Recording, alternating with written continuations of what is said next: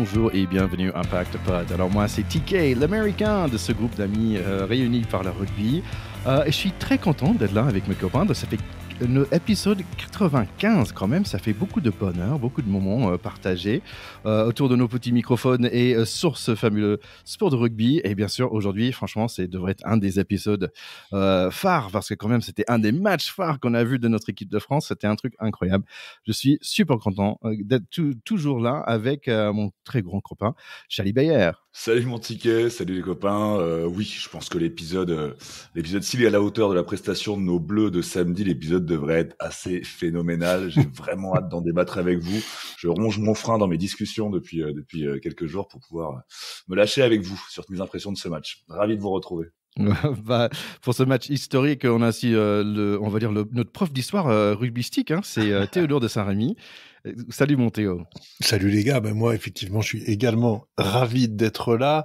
J'ai lu lundi 2 articles importants vraiment sur le rugby mondial.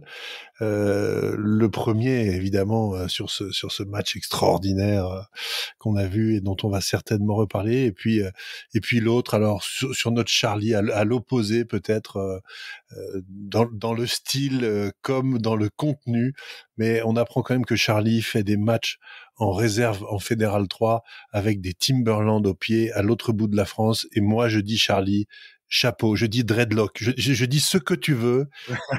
J'ai adoré. Voilà. On a posté, je crois. Il faut lire cet article. C'est un sommet du sport, un autre sommet. Voilà. Et ouais, mon Théo, je sais, il y a l'Himalaya, tu vois, qui pourrait être un sommet à atteindre, mais moi je me suis penché plus vers les sommets inverses. Tu sais, dans les océans, il y a des profondeurs ça va très très loin dans les profondeurs. La mer des Sargasses. On n'a pas tout découvert. Ouais, écoute, quand tu choses du 50 et que t'es à 3 heures de chez toi, c'est un peu plus compliqué pour trouver des crampons à ta taille que pour certains, que pour mes amis au petit pied.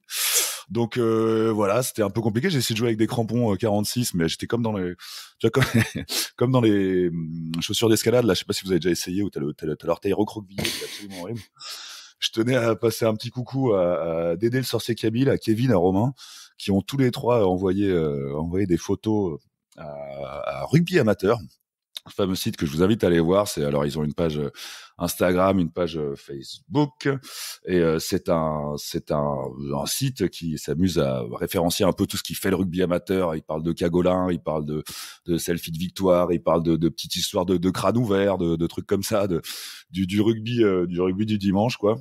Et donc voilà, il y a Jérôme qui m'a contacté et à qui je passe le bonjour, et qui m'a posé plein de questions sur cette histoire, et c'est vrai que c'était très drôle, voilà. Et je remercie Jonathan Best, notre copain, qui a aussi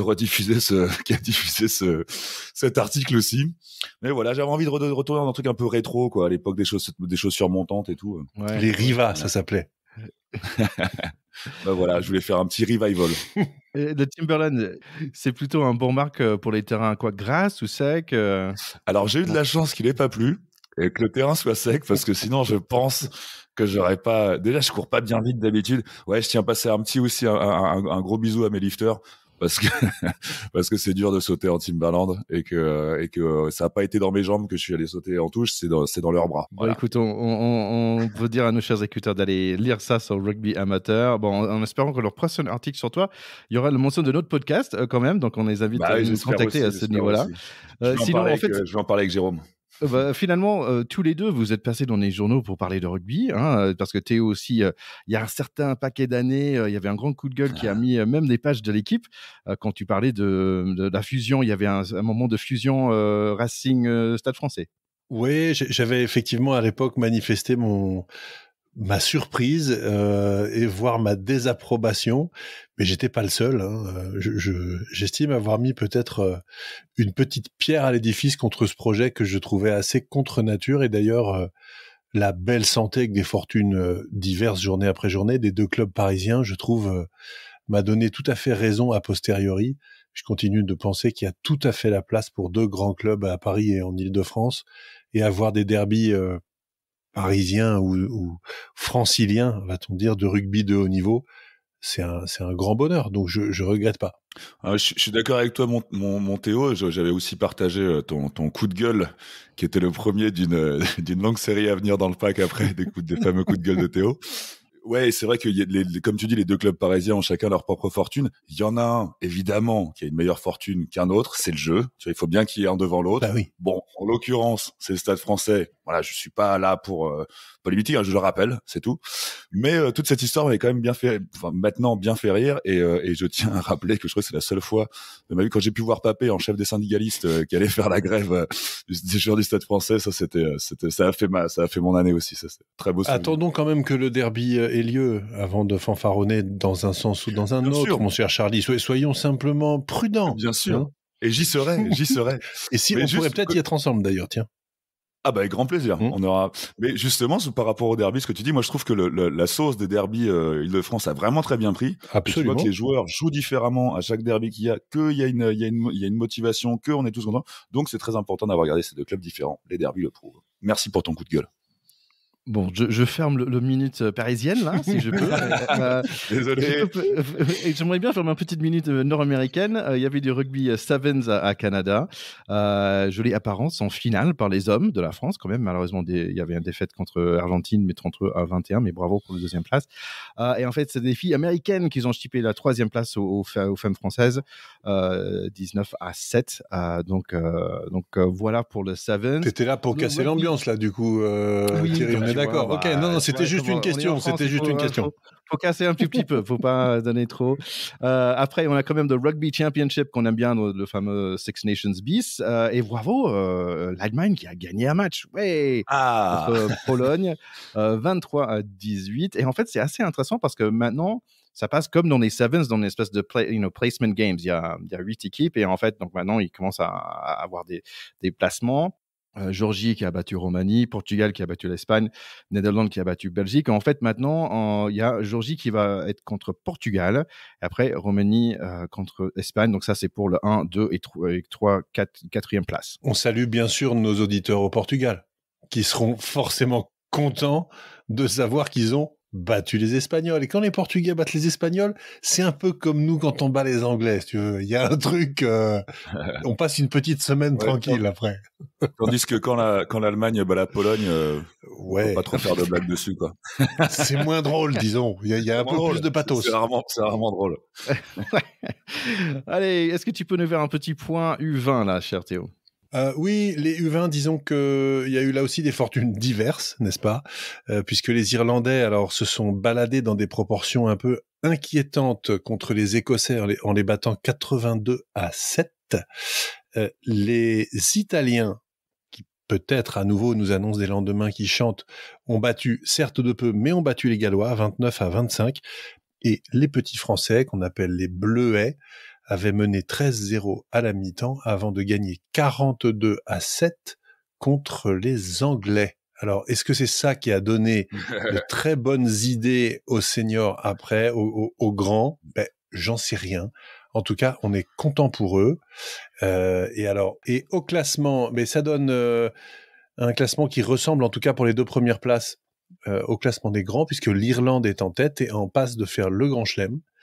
La France est juste derrière et n'a perdu que contre les Irlandais. Et ensuite, l'Italie, l'Écosse et le Pays de Galles. Voilà comment ça se passe pour l'instant. On espère en tout cas que les Anglais iront battre les Irlandais et donneront une chance aux Français de remporter la timbale. Est-ce qu'on a d'autres choses au niveau d'hors d'œuvre avant d'attaquer the main course? Non, pas vraiment, mais moi je voulais juste passer un petit coucou, un petit bisou à Monique, qui est une collègue de boulot de mon pote Bayeul, qui bosse à la compta et avec laquelle il débriefe tous les mercredis après-midi l'épisode du pack de potes. Donc du coup, j'en profite pour lui passer un petit coucou et lui faire un gros bisou. Et merci Monique de nous écouter attentivement. Pack de potes, terrain 10. Allez, c'était un week-end où on était tous bleus ce week-end. On voulait que toutes les équipes bleues gagnent. C'était pas exactement le cas pour tout le monde, mais on va démarrer avec le premier match. C'était Pays de Galles contre Italie. Bon, avant de démarrer, il y a un petit truc qui se passe chez les Gallois. Ils reniflaient un truc, un petit stick qu'ils mettaient sous le nez. Ils partageaient avec ses potes. Mais qu'est-ce que c'est ce truc?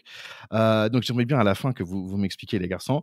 Bon, qu'est-ce qui a se passé dans ce match? Bon, les anthèmes manquaient un peu de peps, on va dire. Mais c'était mieux que la semaine dernière pour les Irish. Ils avaient l'air un peu désintéressés quand même, les Gallois. Italie, c'était la main sur la poitrine, les yeux fermés. Ils ont de l'intensité quand ils chantent leur thème national devant leur public. C'est presque la même équipe qui nous fait plaisir depuis quelques semaines, sauf il y a l'ange Capozzo qui est absent. Côté des Rouges, pas de Alwyn Jones, pas de Bigard, Rhys Amit est sur le banc, c'est un peu curieux. Le match démarre, les premiers points sont quand même pour les Rouges, un pénalité suivi par un essai chanceux pour Dyer. Ça donne un peu de peps aux Rouges, 10-0. Les Italiens essaient de dérouler leur attaque, mais c'est approximatif. Ils prennent les 3 points offerts par les Rouges, mais quelque chose se passe. Les Gallois récupèrent le ballon. Williams marque un essai opportuniste. C'est 15-3 à 19 minutes, assez étonnant. Les Italiens toquent sur la porte, ils jouent beaucoup à la main. Pour les Rouges, c'est l'opposé. Ils font un coup de pied et ils mettent beaucoup de pression sur les arrières en bleu. Et ça marche, ils récupèrent pas mal de ballons comme ça. Une grosse action pour les Bleus, bien démarré par Garbessi, mais mal fini, dommage. Mais au moins, peut-être le Ferrari a démarré son moteur. Ils arrivent à mettre un peu de pression, mais c'est pas quand même les mêmes niveaux que les semaines précédentes. Les Gallois font rien d'exceptionnel. Un pénalité, un touche, une cocotte et essayent les pénalités. Ils sont maintenant à 14, les Italiens. 22-3, le score pour les Gallois. Deuxième mi-temps, ça démarre un peu mieux, surtout grâce à des percées par des avants comme les frères Cannon, qui marquent son essai. Et voilà, ils sont prêts pour jouer les Italiens, comme ce joli percé sur la côté gauche. Ils sont aussi prêts pour faire des en avant et des fautes bêtes, comme un envers en bras à la gorge, carton jaune logique pour les Italiens. Les Dragons rouges profitent assez vite. Joli percé par le 9, Rhys Webb, qui est l'homme du match, qui passe à son 8, Falateo, et ça semble facile pour les Gallois, 28-10. Je suis frustré et il y a encore 30 minutes à jouer. Dommage, j'ai déjà fait ma sieste. Il y a une petite combination Bruno Brex pour un essai sympa pour les Italiens, 29-17, 12 minutes pour retrouver 12 points. Le match commence à s'ouvrir un petit peu. Il y a de l'énergie, mais les opportunités sont gâchées. On finit là. Les rouges sont pas si mal et les bleus sont pas si bons. C'est une très belle conclusion. Oui, tu parles des hymnes que tu appelles anthèmes, et c'est extrêmement mignon. Je voudrais vraiment pas que tu changes ce mot. Mais c'était important comme match pour les Italiens qui, faut le rappeler, avaient gagné l'année dernière à Cardiff pour la première fois depuis pas mal d'années dans le tournoi Destination. Donc c'était un rendez-vous avec les Gallois, mais c'était aussi un rendez-vous avec eux-mêmes pour savoir s'ils étaient en train d'accrocher ou pas cette place de 5e nation des 6, on va dire au débit de nos amis gallois qui sont dans le creux de la vague. Malheureusement, les Gallois ont quand même suffisamment surfé sur la vague pour battre à nouveau ces Italiens qui vont finir avec la cuillère de bois, puisque la semaine prochaine, ils joueront contre les Écossais et qu'on les voit pas aller renverser les Écossais à Murrayfield. Lesquels Écossais auront besoin de se rattraper de la défaite qu'ils ont subie contre les Irlandais. Ouais, moi j'avoue que j'espérais mieux des Italiens. J'ai l'impression que s'ils avaient fait des matchs comme ils ont pu en faire précédemment dans ce tournoi, ils auraient peut-être eu plus de chance. Je les ai trouvés un peu apathiques. Même quand tu disais que les Gallois aussi n'avaient pas l'air très concernés pendant les hymnes. Moi aussi, par rapport à ce qui s'était passé l'année dernière, je pensais qu'ils seraient un peu plus revanchards et tout, mais non, ils étaient sur le rythme de croisière normal, les Gallois.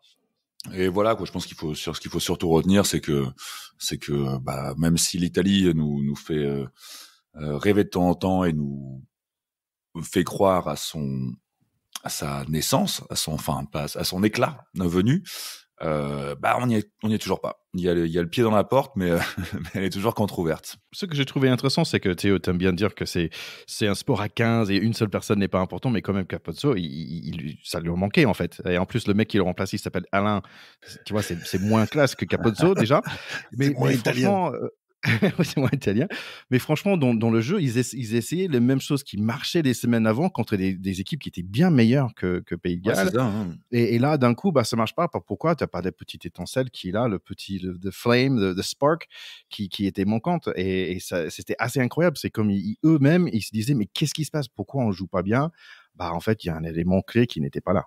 Oui, c'est vrai que Capozzo, il a incarné ce grain de folie dont manquaient les Italiens depuis longtemps. Et là, sans lui, comme on dit, un seul être vous manque et tout est dépeuplé.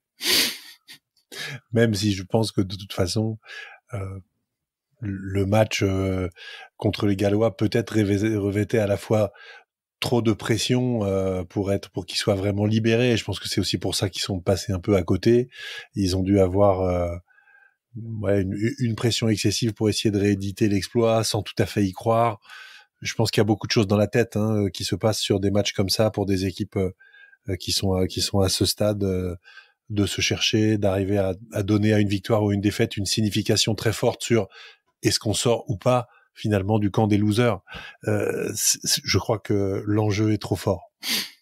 Ah ouais, c'est intéressant, parce que peut-être pour une des premières fois, ils étaient le favori. Je ne sais pas s'ils étaient favoris, mais au moins tout le monde voulait qu'ils gagnent. C'est ça. Et je pense que ça fait longtemps que c'était pas le cas. Et ouais, comme tu dis, ils n'étaient pas à ce niveau-là. Allez, on passe le match de nos Bleus. La suite.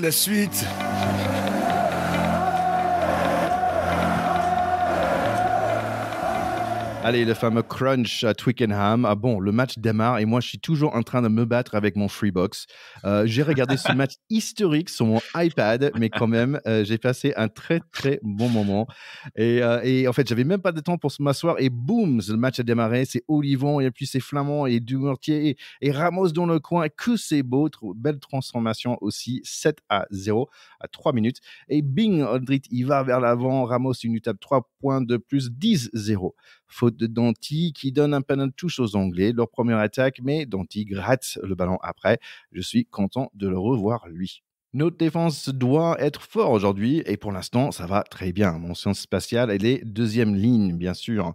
Mais un autre penalty contre nous, il faut faire gaffe, les garçons. Marcus Smith, Stewart et Malins commencent à montrer leur canne avec des touches rapides. Les grosses jambes aussi commencent à mettre des coups de pied. On perd des échanges et offre aux Anglais une opportunité chez nous. Ils ont choisi la touche, mais on la récupère. On est à 20 minutes, il pleut des cordes. Notre mêlée est bon. Fico, il est en jambes et Dupont aussi. Joli 50-22 par lui avec son pied gauche. Il sait tout faire, ce mec. Cros perce et c'est beau. Flamand, c'est le patron. Il arrive lancé et détruit 3 Anglais. Et c'est pour nous 17-0. À 30 minutes, notre défense est quand même très présente, mais on offre en pénalité 3 points pour le jeune Marcus Smith, 17-3. Super contre-rock dans l'heure 22. Merci Audrit. On va prendre les points, 21-3. Dupont se fait contrer, sauf qu'il peut. C'est Dr. Audrit qui nous sauve en grattant un autre ballon. Il la sort sur terre et c'est Ramos qui la sort dans les airs. Petite opportunité avec 30 secondes à jouer dans la première mi-temps. Gros mêlée, Adrit déroule, passe à l'intérieur pour Olivon, le mec qui a un nez pour l'embut. 27-3 pour la première mi-temps, magnifique.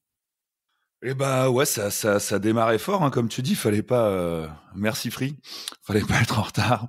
Mais ouais, ça démarrait fort. Il y a, pour moi, dès le début du match, il y avait quand même une forte impression de maîtrise et de de leader retrouvé. C'est-à-dire que j'ai l'impression que ceux qui devaient être là ont répondu présent et ont emmené les autres. Il y avait vraiment on a quand même des centres qui grattent plus que des troisième lignes. C'est quand même grattent plus de quand Dentifix aucun jeu de mots. Dentifix ses mains sur le ballon, c'est très dur de le faire enlever. Enfin voilà, il y avait vraiment une très belle sensation de maîtrise. On a revu, j'ai bien aimé à la 10e, là, ils nous ont ressorti encore la touche avec Ficou qui arrive lancé derrière, où ça va direct au-delà de l'E15 pour, il me semble que Galtier nous a dit que c'était la Toulouse, celle-là. Mais c'est quand même des touches qu'il faut oser, je pense. Et à propos de ces centres qui grattent, je pense que le fameux grattage d'Aldrit, là, dont tu parlais, après la demi-heure de jeu, je pense qu'ils étaient un peu vexés, en fait, de voir des trois quarts, faire leur boulot. Pour moi, Flamand, incroyable. Il fait partie de ces deuxième lignes, de ces quatrième, troisième lignes. Je sais pas si on peut dire que c'est comme ça. C'est des deuxièmes lignes très très mobiles partout. Enfin, vraiment vraiment très impressionnant. Voilà. Et d'ailleurs son essai, puisque je suis là à parler des touches qui sont une phase de jeu qui me régale, son essai à Flamand part d'une belle action en touche, où ils étaient repartis, la touche avait été jouée, ils avaient ramené petit côté pour jouer dans les 5 mètres, entre passes de gros comme ça. Ça fait plaisir quand, orgie de jeu jusque dans les deux touches que je viens de citer. Déjà, c'est des trucs un peu hors hors des choses qu'on a l'habitude de voir. Voilà, les Bleus sont là pour jouer, pour envoyer du jeu, et ils le maîtrisent, et il y a la chance de leur côté. Tout va très très bien. Oui, c'est vrai que la mi-temps, enfin le match entier d'ailleurs, mais la mi-temps que fait Flamand est quand même improbable de performance. C'est absolument incroyable. Hein. L'équipe lui a mis 9 le lendemain comme note. C'est quand même très rare pour un deuxième ligne. Je pense que j'ai jamais vu ça. Il fait un match absolument hors du commun. En plus, il marque 2 essais. Je note en particulier que sur le premier, si vous regardez bien, c'est Ramos qui fait la passe à Olivon, un peu le long de la ligne de défense. Et en faisant cette passe à Olivon, il saute Flamand. Et en fait, Flamand a l'intelligence, non pas de se mettre simplement au soutien, mais de se décaler, de se retrouver soutien extérieur. Et donc, on a 2 offloads d'affilée, celui d'Olivon, puis celui de Flamand. Et là, je trouve qu'on voit vraiment que ce garçon a été formé en numéro 10. Parce que il jouait derrière quand il a commencé le rugby et quand il a fait ses premières armes en jeune. Il a joué 10 pendant assez longtemps. Après, il a grandi peut-être un peu tard, je connais pas sa vie, mais il avait manifestement pas un gabarit de deuxième ligne quand il était plus jeune. Et on voit très bien que c'est un gars qui sent le jeu, qui sent les intervalles, qui sent les coups. Et sur ce moment-là, c'est absolument génial de voir ce joueur qui se dit, ok, la passe a été sautée, c'est pour mon partenaire de gauche. Je redouble en fait et je vais derrière jouer l'offload comme un avant, mais en me mettant au bon endroit. Et à mon tour, je vais faire l'offload qui donne à Dumortier. Là, on voit Dumortier qui fait cette super avancée tout droit, qui fixe hyper bien ses défenseurs, tellement bien que le 15 anglais joue quand même mal le coup. Et quand il donne la balle à Ramos, c'est fini. Après, les cannes de Ramos font le reste. C'est un faux lent. On dirait toujours qu'il va pas très vite, Ramos. Mais là, on voit qu'il va super vite, en fait. Donc, rien que cette action, qui est la première, qui marque tout de suite, elle plante le décor. Et là, on se dit, ouh là là, quoi. Les mecs, 1, n'ont pas peur. On sait de cette équipe qu'elle a pas peur. 2, ils sont dans un bon jour. 3, les Anglais doivent se dire, attention, danger quand même. Et ça, je trouve que pendant tout ce match, on a l'impression que les Anglais ne se sont pas remis de cet essai inaugural qui prennent au bout de 2 ou 3 minutes, qui fait gronder Twickenham tout de suite. Et les Anglais, sont pris à la gorge en fait. Hein. C'est ça qu'on a ressenti dans cette mi-temps. Ils les ont jamais lâchés. Et puis pour pas durer trop longtemps, parce qu'il faut qu'on parle de la deuxième, l'humiliation suprême, c'est quand même le dernier essai juste avant la mi-temps, où les Anglais sont pris en mêlée, reculent, sont pénalisés, et on joue même pas la pénalité, on joue le ballon et on va marquer, et marquer en force. C'est-à-dire que c'est prendre les Anglais sur ce qui a fait la base de leur rugby, c'est-à-dire la domination des avants, pour après parfois faire des belles choses derrière, mais avant tout la domination des avants. Dans le temple de Twickenham, non seulement tu me domines pas, je te mets à la faute, et je veux même pas prendre les points, je vais marquer avec un avant, entre avant. Ça fait très très mal au casque. Les Anglais ne s'en sont absolument pas remis. Voilà, tu vas raconter la deuxième mi-temps et on parlera sûrement des conséquences de ce match-là. Mais cet essai inaugural tout feu tout flamme et cet essai en fin de mi-temps qui vient planter un clou dans le cercueil des ambitions anglaises en disant non les cocos, non seulement on a dominé, on est devant, il y a 23, non il y a 27-3 et c'est surmêlé, enfoncé avec essai derrière la ligne de notre troisième ligne pendant que les vôtres sont le nez dans le gazon. C'est terrible, terrible. C'est super intéressant, tu dis, parce qu'en fait, d'un coup, tu me fais penser à une défaite qu'on a eue en Stade de France, que j'étais dans le stade où, en fait, il y avait, je pense, Damien Traille qui chopait un ballon, ils ont marqué dans les 2 minutes. Les Anglais, ils ont marqué chez nous en 2 minutes, tu vois, et je me souviens de ce match, donc d'un coup, on perdait le match là, en fait. Ça on perdait te le match casse dans les la première pattes, quoi. essai. Ça Voilà. te casse les pattes. C'est exactement la même chose, mais sauf pour nous là-bas. C'est ça. Moi, perso, je veux juste dire, est-ce que ça va durer? Mais je pense que vous, les garçons, vous avez raison de dire, on est entré en patron tout de suite. Je pense qu'on va reparlera après. Allez, deuxième mi-temps. On donne tout de suite un mêlée pour les Anglais dans notre 22. Coup de pied de Marcus Smith dans l'angle et ouf, on avance des roses. Et voilà, il y a Owen Farrell qui arrive et bizarrement, l'attaque anglaise commence à fonctionner. Stewart écrase Ramos et marque son premier essai pour les Anglais. J'ai noté quand même que les déblayages sont plutôt des plaquages chez les Anglais. En avant de Marcus Smith, le swing low est remplacé par les Bleus. Aldegari et William Say sortent. Bravo, les gros. Les Anglais gagnent le mêlée, mais nous, on gratte le ballon. Le bras de fer commence. On attaque la défense sans pitié. Ça a l'air de faire mal. coup de génie, Dupont avec un coup de pied, Ntamak qui volait à Flamand qui marque son doublé 34-10. Ramos a envie de montrer ses cannes, la suite c'est un peu flou, mais Olivon a l'esprit clair, il aplatit le ballon 41-10. Pardon, je répète, 41-10. Il reste 20 minutes.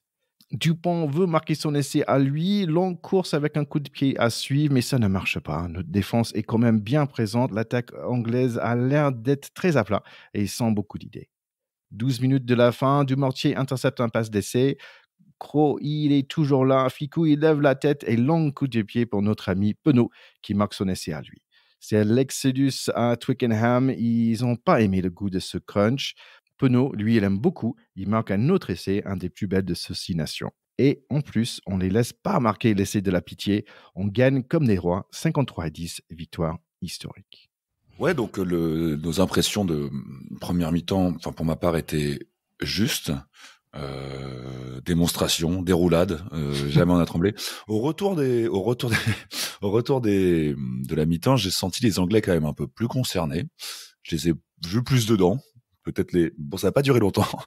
Mais ça a duré 5 minutes. Ils ont fait 5 super belles minutes. Mais ça a duré 5 minutes. C'est incroyable. Mais il n'y avait pas plus, quoi. Ouais, c'est assez fou. Tout à l'heure, je parlais en première mi-temps aussi du facteur chance, hein, qui était nôtre. Mais je pense que c'est ça qui fait aussi les grands matchs. Mais sur le doublé de Flamand, qui est, je le répète, énorme, hein, bien sûr, hein, mais il y a quand même un peu de coup de chance sur les deux Grinta, parce que déjà le rebond lui est favorable, hein, à Flamand. Et puis même au tout début, surtout j'avais noté, il y avait personne, je sais plus qui était parti, il y avait un joueur qui était parti tout seul, donc sans soutien. Il a été contre-roqué assez rapidement, et c'est vraiment le ballon a été perdu. Je crois qu'il a été jeté. Bon, Dupont a dû aller le chercher rapidement, mais il y avait quand même un poil, c'est joué un poil roux d'anglais, quoi. C'était vraiment pour cet essai. Bon, mais après le reste était démonstratif. Mais voilà, il y avait une grosse impression, et aussi le fait, moi j'ai remarqué que à sa sortie, Dupont a quand même été applaudi par Twickenham. La dernière fois que j'avais vu un truc aussi ubuesque, c'était pour le dernier match de Wilkinson au Stade de France avec Toulon. Ouais. Il avait été applaudi aussi, ou même les Français avaient chanté un God Save, ou les Swing Low, Swing Chariot, je pense. Donc voilà, je pense que c'est le monde entier sait qu'on a dans nos rangs le meilleur joueur du monde, hein. Les commentaires l'ont dit après. Il est archi impressionnant. Mais il y avait quelque chose dans cette, pour revenir sur un truc plus large, quoi. Il y avait quand même quelque chose on avait vraiment une bande de copains qui jouaient au rugby et qui s'amusaient sur le deuxième, sur le doublé de Penaud sur le deuxième. Jaminet lui fait la passe, il est mort de rire. T'as un truc où ces mecs s'éclatent, en fait, quoi. Ils prennent un plaisir fou. Oui, alors, je vois tout à fait l'image dont tu parles. Moi, je crois pas que ce soit de l'humour. À ce moment-là, c'est de la sidération. C'est-à-dire que ils sont en train de vivre un truc auquel ils peinent à croire. C'est-à-dire que je pense qu'ils avaient quand même une pression d'enfer après la défaite contre les Irlandais, de se dire, bon, finalement, ok, les Irlandais sont premiers mondiaux, mais est-ce qu'on est rentré dans le rang, quoi? Est-ce que finalement, comme d'hab et comme avant, on va se mettre à venir paumer à Twickenham de pas beaucoup, ou même de beaucoup, j'en sais rien, mais ils étaient pas complètement sereins, parce qu'ils ont pas affirmé que des choses sereines dans ces dernières semaines. Et donc, là, je pense qu'au moment où Jaminet fait cette passe, il y a plus photo. Ils savent qu'ils en ont mis grosso modo, là, 50 à Twickenham aux Anglais, et ils sont dans un rire de surprise. Oui, quoi. Comme sur un nuage, en fait, en train de se dire, mais c'est pas possible, c'est une fête d'anniversaire surprise. C'est quoi? Où sont les caméras?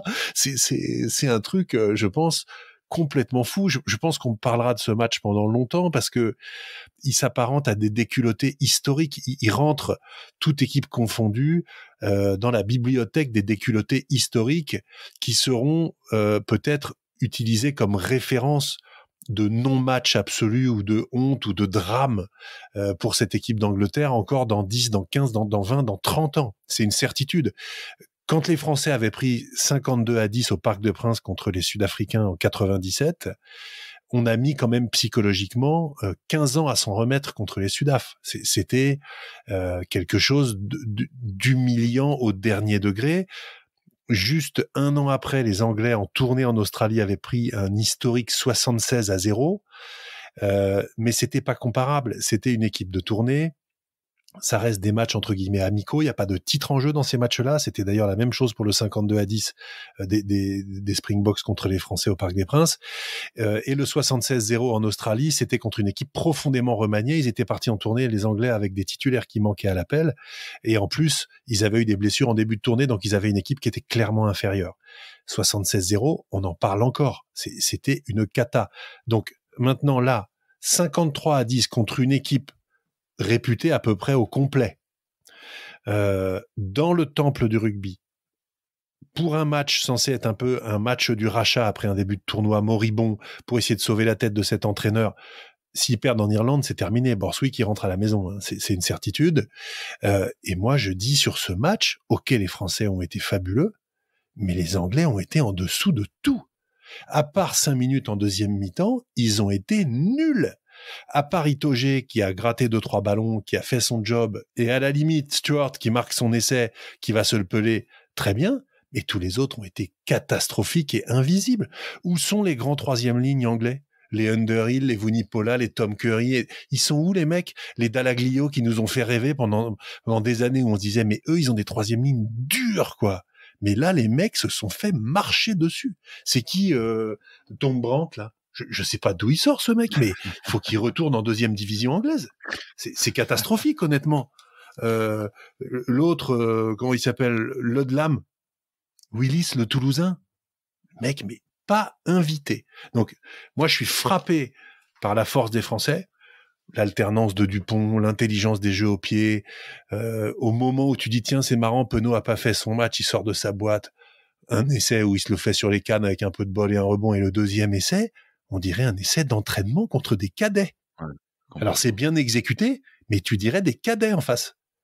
Mais en plus, c'est que je pense que de toutes les personnes qui ont touché ballon, ils étaient tous, sauf Penaud qui marquait, ils étaient tous remplaçants en fait.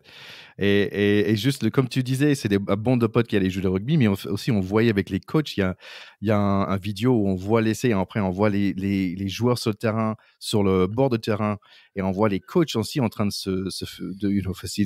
féliciter. Merci, faciliter le coach de l'attaque française, et je trouve ça vraiment superbe. Donc tout le monde est vraiment sur la même. D'ailleurs, ce truc-là, c'était un essai d'All Black. Oui, c'est vraiment un essai c'est un essai d'école, parce que tu sens que c'est une combinaison, c'est travaillé, c'est fait à la perfection. Les Anglais sont sur le reculoir, ils en reprennent un, tu passes les 50 sur cet essai-là, t'as envie de le regarder 1000 fois l'essai, quoi.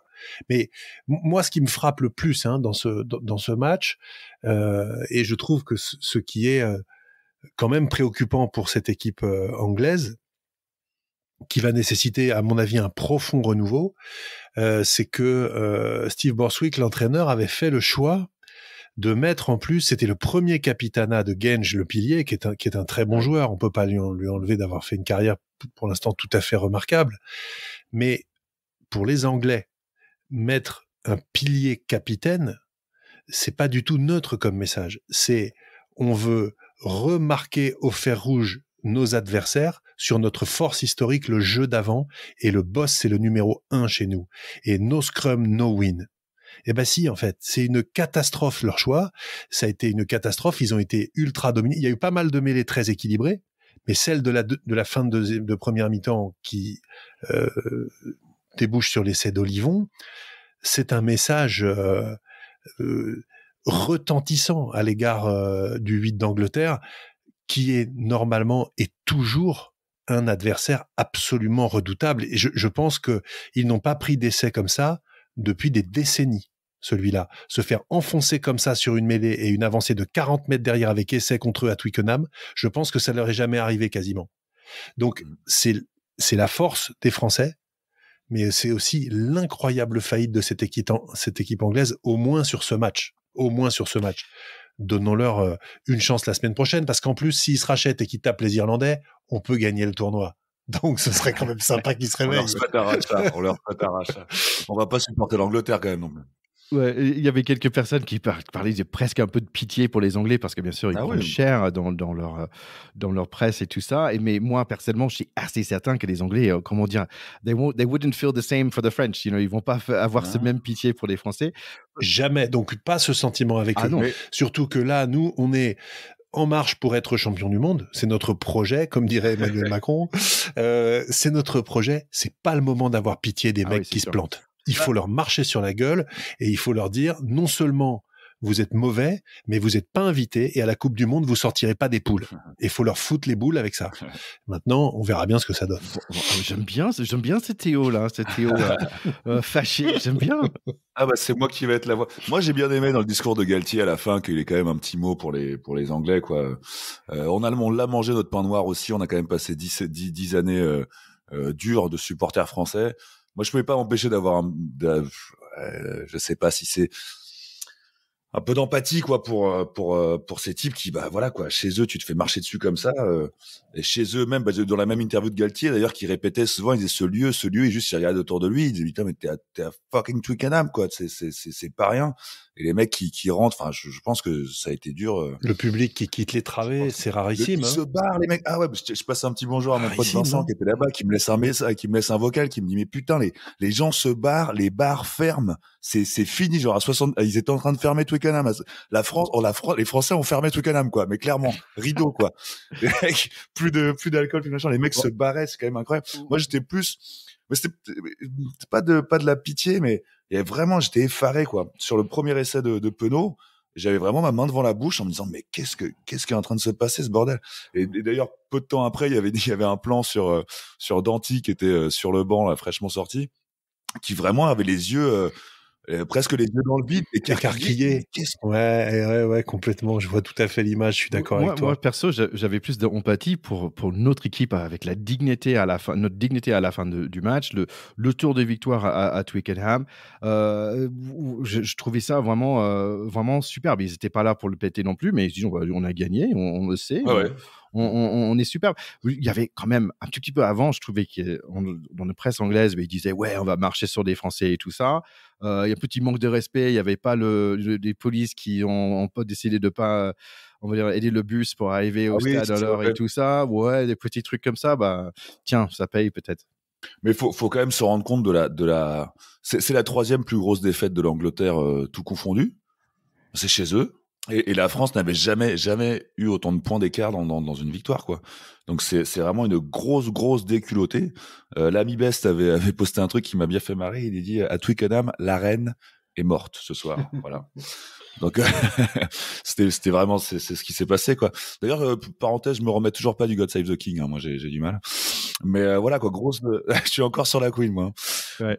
Mais grosse déculottée vraiment. Et donc un peu pas de l'empathie, mais ça me rend triste pour ces Anglais. Évidemment, on savoure quoi. On est tous là. Le roast beef saignant, on aime bien, hein, avec un peu de moutarde quand ça pique.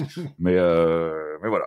Assez vraiment historique quoi. On avait un écouteur, Christophe, qui a dit bah tiens, je me demande si je préfère cette victoire là contre le Grand Slam de l'année dernière. Et je pensais à toi, Théo. Ah. C'est difficile de comparer parce que le Grand Chelem de l'année dernière, il avait quand même une saveur immense aussi parce qu'il était contre les Anglais chez nous et on l'avait pas gagné depuis 10 ans. Donc c'était quelque chose d'unique et puis ça constitue un titre et on est quand même là aussi pour gagner des titres au rugby et pour collectionner des trophées. C'est pas le cas de ce match-là, mais c'est vrai que aller gagner à Twickenham, encore une fois, dans le temple du rugby, et de cette façon, en les écrabouillant, c'est quelque chose dont on se rappellera peut-être plus longtemps, effectivement, que le Grand Chelem de l'année dernière. Ça, je suis d'accord avec notre auditeur Christophe là-dessus. Ce qui me frappe surtout, moi, je pense, c'est le message qu'on envoie aux autres nations du rugby. Parce que moi, je suis All Black, je suis Sudaf, je suis Australien, je regarde ce match-là, je me dis quand même, ah ouais, parce qu'ils ont tous joué à Twickenham, hein. Ils savent ce que c'est que se colter les Anglais à Twickenham avec les swing low, swing chariot et tout le machin, et personne n'aura jamais foutu 50 points là-bas. Bah, c'est cette équipe-là qui le fait en premier. Et ça continue d'être une équipe qui dit, on le dit, hein, c'est une génération championne du monde U20, etc. Alors, ils ne le sont pas tous, hein, c'est pas une science exacte dans les U20, mais ils ont construit cette génération des certitudes. Maintenant, ils disent, nous, on peut tout faire. On peut même foutre 50 points aux Anglais à Twickenham. Ça, c'est fort quand même de pouvoir affirmer ça. Qui d'autre peut l'affirmer qu'eux ? Personne. Et quand il faudra l'année prochaine, enfin dans 6 mois, à la Coupe du Monde, dire nous, on peut être champion du monde chez nous, nous, on peut battre les Irlandais en quart, en demi, en je sais pas quoi, on dira on a dit on peut le faire d'aller gagner Conham. On l'a fait. Voilà. Donc ça, c'est intéressant parce qu'ils continuent d'écrire leur histoire. Et ça, c'est intéressant. Ouais, je serais curieux, t'as raison, je serais curieux d'aller voir la presse étrangère un peu, il faudrait. Mais en attendant, il y a un truc qui m'a bien fait marrer. C'est Matt Dawson, ancien demi-mêlée de l'Angleterre, qui parle de Dupont et qui le définit comme quelqu'un de complètement surréaliste. Et ils disent, à un moment, il était en sortie de ruck, il s'est retourné et il a scanné le terrain d'une manière phénoménale. C'était comme regarder Arnold Schwarzenegger dans Terminator, c'était presque numérique.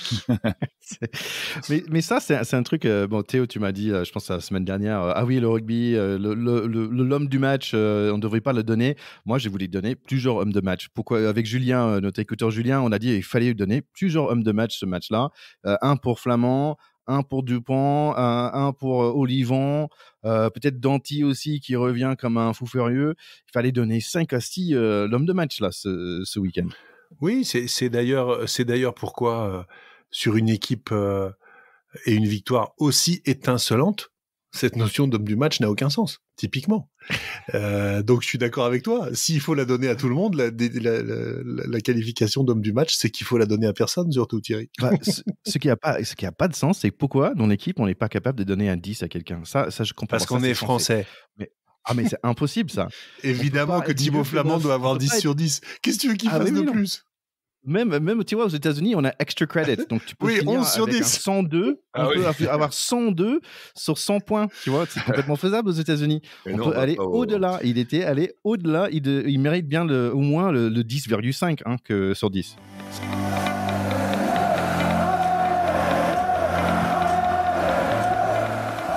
Allez, Irlande-Écosse à Murrayfield, c'est son cap pour Stuart Hogg et son coiffeur, son coiffure. Donc tu peux dire son coiffeur aussi, il était dans le coup, certainement. Qui dit coiffure, dit coiffeur, Thierry. Les Écossais, on les connaît bien, on les a vus il y a 2 semaines avec Finn Russell, Hugh Jones et leurs 2 alliés Sudaf. On aimerait bien qu'ils gagnent ce match quand même contre Irlande. Les avants verts hyper solides, mais je les reconnais pas trop. Le charnière quand même avec beaucoup d'expérience, Murray, Sexton, les arrières Aki, Ringrose, Keenan, Lowe et Hanson avec son moustache.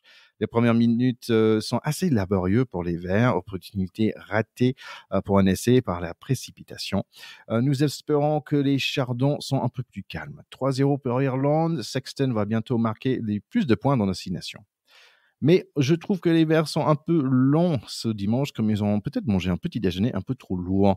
L'Écosse pousse dans les 5 mètres Irish et avec des bons vieux pick and go d'il y a 20 ans. Et c'est Hugh Jones qui marque plein centre.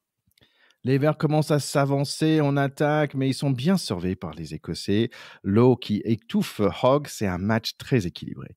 Les Bleus rôdent chez les Verts, mais le ballon les échappe. Et l'homme de match de la semaine dernière, Hanson, le moustachu, il aplatit juste avant que la locomotive Van der Mel arrive. 8-7 pour Irlande.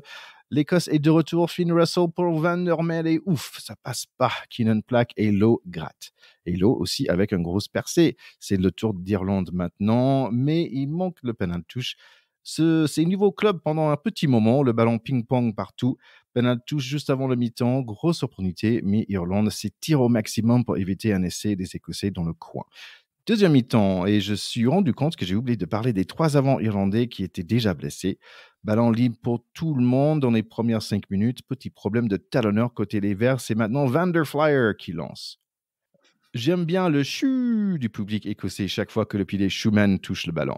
Hanson, lui, avec le moustache, c'est un allié gratteur. Ça me fait beaucoup penser à Gavin de Villiers, d'ailleurs. Il aime récupérer les ballons dans l'air aussi. Très jolie action pour lui, dont le 22 bleu qui mène un essai de Lowe. Lowe, pour moi, qui est un des meilleurs joueurs de 6 nations, qui n'est pas français. 15-7 pour l'Irlande, à 60 minutes. J'ai même pas le temps de me chercher une bière avant que les Irlandais sont de retour. Encore Hanson et Lowe qui déroulent vite côté gauche. C'est Conan the Barbarian qui marque côté droite, 22-7. Les Écossais ont l'air fatigués, voire en avant de 8 mètres de leur 3e ligne. Rien de Van der merveilleux dans ces dernières 15 minutes, juste un blessure assez moche pour Ringrose. Ils ont presque mis l'essai de bonus, mais on finit 22-7 pour la machine verte. Ouais, c'est un match qui était très plaisant à regarder, sauf, tu l'as souligné, la blessure de Ringrose qui était vraiment très impressionnante. J'ai pas regardé si on avait des infos sur sa santé. Ce qui m'a frappé, en tant qu'éducateur, c'est que il fait ce plaquage en mettant la tête du mauvais côté, sans doute emporté par son élan, etc. D'où l'importance de la formation des joueurs. Et Dieu sait qu'il est forcément bien formé, sinon il serait pas là. Mais toujours redire que le plaquage est malgré tout un geste à risque et qu'il est important de le réaliser dans les meilleures conditions de sécurité. C'était pas le cas, et à très haut niveau, la sanction elle est dure. J'espère vraiment qu'il va s'en remettre. La première mi-temps était une mi-temps incroyablement disputée. C'était vraiment très beau. Les Irlandais ont été chercher la gagne de ce match pour moi dans les toutes dernières minutes de cette première mi-temps, quand ils n'ont pas pris d'essai alors qu'il y avait une domination écossaise qui était forte. Et je pense que eux sont rentrés au vestiaire avec le sentiment d'être indestructibles. Et à contrario, alors qu'il y avait qu'un point d'écart, les Écossais sont rentrés au vestiaire sur ces actions-là avec le sentiment d'être impuissants, d'être face à une muraille infranchissable. Et je pense que les stats de la mi-temps, je les ai regardées, elles sont incroyables.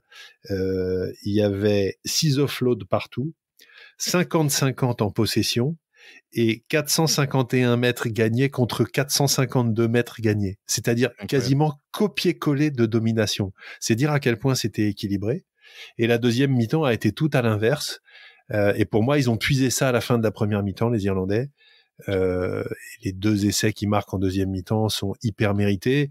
Comme tu dis, Love est un joueur fabuleux, mais Mac Hansen a été man of the match, et franchement, il le méritait. Il a fait un match de folie, l'ailier. Il était partout, il a gratté je sais pas combien de ballons, il sautait dans tous les sens. Il a eu des courses, des charges, des plaquages absolument énormes. On voyait que lui, malgré son casque et sa moustache des années 80 là.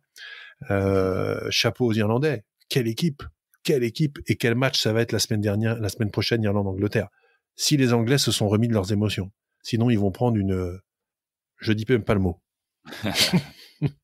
Une rouste. Une rouste.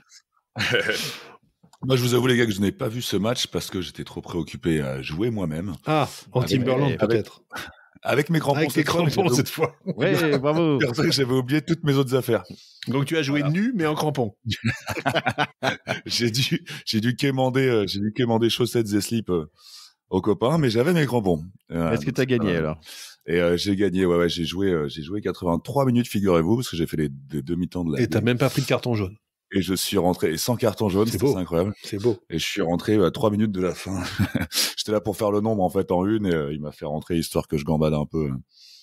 Voilà. Donc j'ai fait 83 minutes. J'ai pas pu voir le match, mais très déçu pour nos Picts, en lesquels je croyais quand même un petit peu. Oui, voilà. Moi j'ai notamment été, alors Dieu sait que je l'avais encensé en début de tournoi, il m'avait fait rêver. J'étais assez déçu par le match de Van der Merwe, qui a peu avancé et qui a fait des erreurs défensives assez grosses. Il nous a pas habitués à ça, donc je trouve qu'il est quand même un peu passé au travers. Pour le reste, pour moi c'est dans la tête que ça s'est passé, parce que quand on voit la première mi-temps qu'ils font, ils ont largement les moyens de battre ces Irlandais. Pour moi, c'est une défaite vraiment au mental, ou au contraire une victoire au mental des Irlandais qui veulent montrer qui c'est Raoul, quoi, tout simplement. Écoute, les garçons, si je peux vous apprendre une expression en anglais, ça s'appelle the hip swivel. Et donc, en fait, j'ai quelque chose j'ai noté là avec Van der Merwe. Il y avait un moment en défense qu'il fallait qu'il tourne. Donc, le hip swivel, c'est la capacité de tourner les hanches et d'aller dans une direction vers l'avant, vers l'arrière assez vite. Et j'ai noté que, tiens, son hip swivel était pas au top, je trouvais. J'étais un peu étonné parce que je pense que lui, tu l'as mis sur une ligne droite. Je pense qu'il va très, très vite. Mais par contre, ces petits changements de position, changement de direction, peut-être je suis pas un coach non plus, c'est juste j'ai un mot sympa à dire, c'est hip swivel. Tiens, peut-être c'est à travailler chez le Van der Merwe. Moi je suis persuadé que dans ta jeunesse en North Carolina, tu faisais du hip swivel en faisant également du hula hoop, et je pense que c'est ça que tu nous as jamais avoué, et qu'en fait non. C'est ça ton sport. En fait, c'est assez marrant parce qu'on a un danse en Caroline du Nord et en Caroline du Sud, et c'est que dans cet endroit-là qui ressemble beaucoup au rock, à le rock, tu vois, le rock à la française. Parce qu'il y a nulle part ailleurs aux États-Unis où on danse comme en France, on danse la rock le rock. Et en fait, c'est que dans ces deux états-là qu'il y a cette affaire de shag, en fait, de shag dancing. Mais en fait, shag en Angleterre, ça veut dire deux choses. Bref. Oui, c'est vrai que je sais swiveler mes hips. Le boogie-woogie est bon pour le rugby.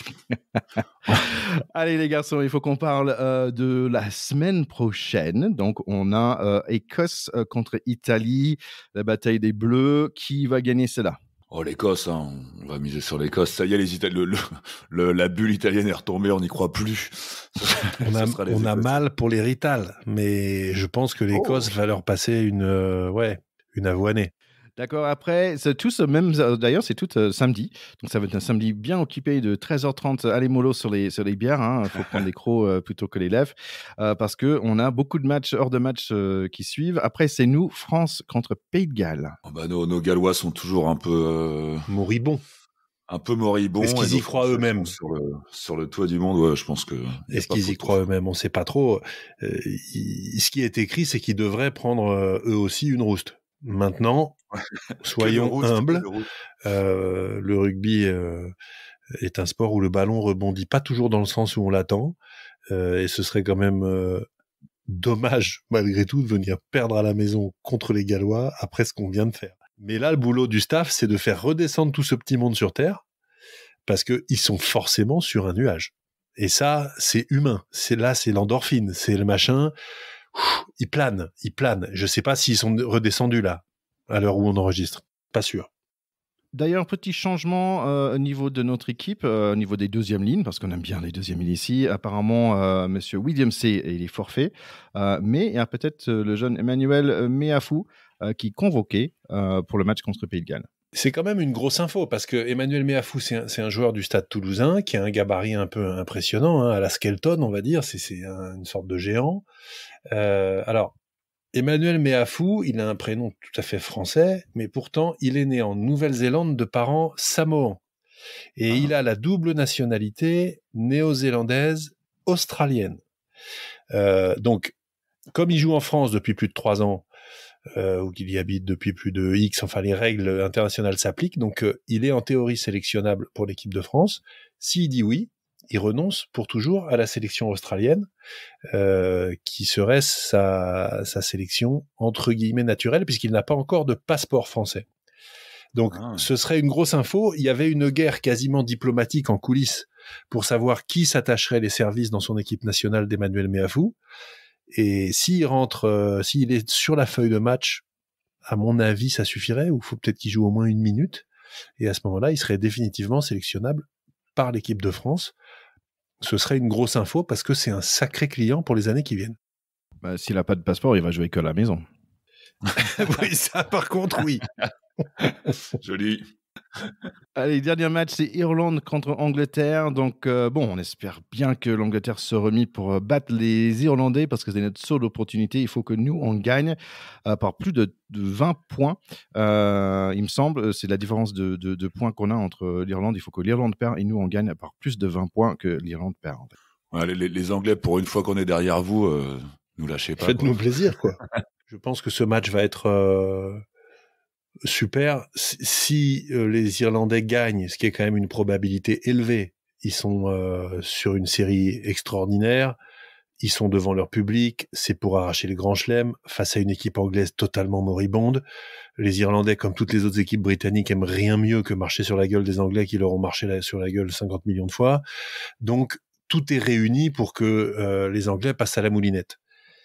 Ce qui est super, c'est que si d'aventure les Anglais battent les Irlandais, on peut récupérer le titre à la faveur des scores, on verra bien, ça ce serait très chouette. Et si les Irlandais font un grand chelem, ce sera très beau, ce sera 2 grands chelems d'affilée par les 2 meilleures équipes d'Europe à ce moment-là, et quel rendez-vous pour la Coupe du Monde. Et je vous rappelle quand même que 1, la Coupe du Monde est chez nous en France, et que 2, nous on sera le premier podcast indépendant pour la Coupe du Monde de rugby. Donc qu'est-ce qu'on peut rêver de mieux que ça? C'est vrai. Mais les gars. Théo, je pense que je commence à avoir un effet sur vous, parce que je note que tu es beaucoup plus positif que depuis. Non, là, c'est surtout l'équipe de France là, qui m'a rendu positif. Ah oui, c'est ça. Ah ouais. Bah écoute, on est tous positifs autour de cette équipe de France. On les remercie énormément. Moi, je vais donner des free hugs, des grands câlins à toute cette équipe et l'encadrement et tous les fans qui étaient là en Twickenham pour les soutenir. Je fais aussi des free hugs à Gelon. Voilà, Oui. il tombe blessé au même moment. J'espère qu'il va se remettre. Et c'est fou qu'on perde un mec aussi précieux à ce poste et que la troisième ligne fasse quand même d'une performance. Enfin voilà, c'est gros bisous à lui. Il se remette bien. Et... François Cros, alors Olivon a vraiment fait du Olivon et François Cros a fait du Jelonche. Il a fait un match de titan. Voilà, Aldrit a retrouvé son jeu, on l'avait vu un peu en difficulté quand même ces dernières semaines, plusieurs fois, ça avançait pas, machin, etc. S'il te plaît, il a posé le crayon, il a dit attendez les gars, j'ai pas compris. Et badaboum, il leur est rentré dedans, mais laisse tomber. Hein. Et en face, le 8 anglais, il n'a pas existé. Terrible.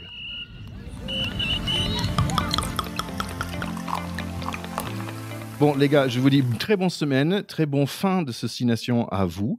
Et voilà, on se retrouve d'ici une semaine. Mais volontiers, avec grand plaisir, pour un débrief, j'espère, encore dans un rêve bleu.